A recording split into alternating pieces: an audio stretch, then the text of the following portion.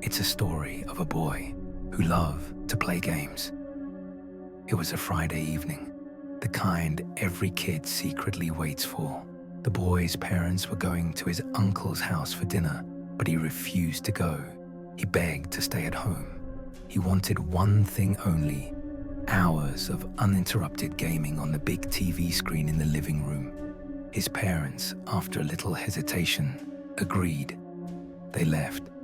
The front door clicked shut. The boy grinned, grabbed his joystick, and sank into the couch. The house was silent, except for the faint hum of the TV as the game loaded. Bright colors lit up the dark room.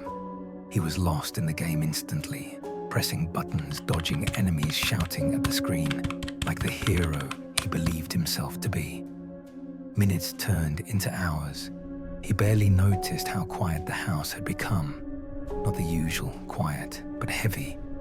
A kind of silence that felt alive, as if someone else was holding their breath inside the walls. Then, in the middle of his game, the TV flickered. Just once, a glitch. He was still hitting the joystick harder. The game returned. He ignored it, but soon it flickered again. This time, the screen didn't show his game. It showed him, not his character, not the game. It was the boy himself, sitting on the couch, holding the joystick, staring at the screen. His exact posture, his same movements, like a live feed. But the strangest thing, he wasn't moving in the TV. The boy froze. He waved his hand slowly. On the screen, the version of him just stared back, motionless, expressionless. He switched off the console. The TV didn't turn off. The black reflection remained, and in it, the boy on the screen smiled. He dropped the joystick. His mouth went dry. That smile wasn't his own. The house creaked suddenly, as if someone had walked upstairs, but no one else was home. His parents wouldn't be back for hours. He tried to shake it off. Maybe it was his imagination.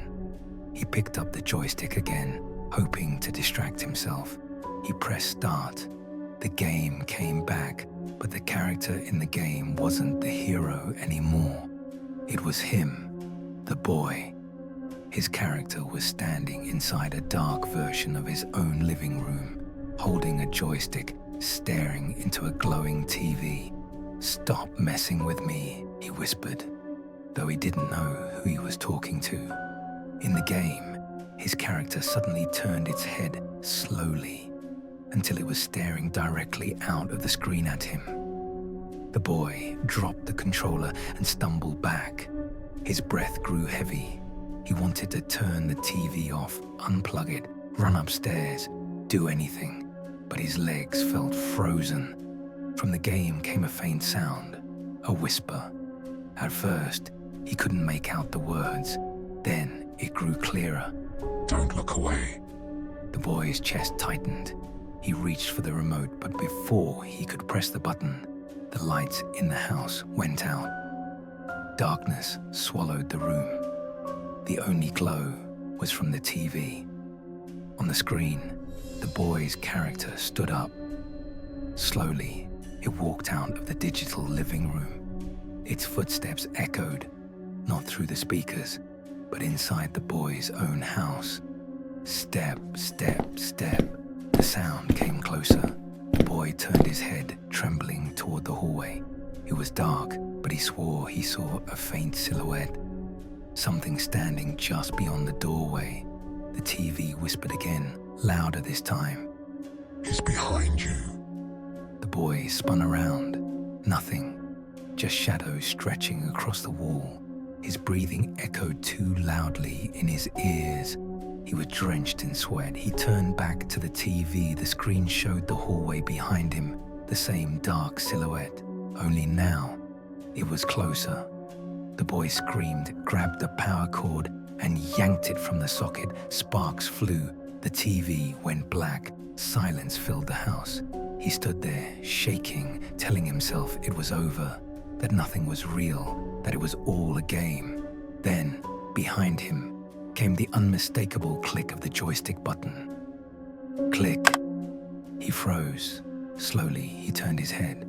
On the couch, right where he had been sitting, was the controller. The joystick was moving by itself, and the LED TV, though unplugged, flickered back to life. This time, there was no game, no reflection, only words, written across the screen in glowing red letters. Player 2 has entered the game. Now, if you want to stay safe from these scary things, then subscribe this channel and like this video.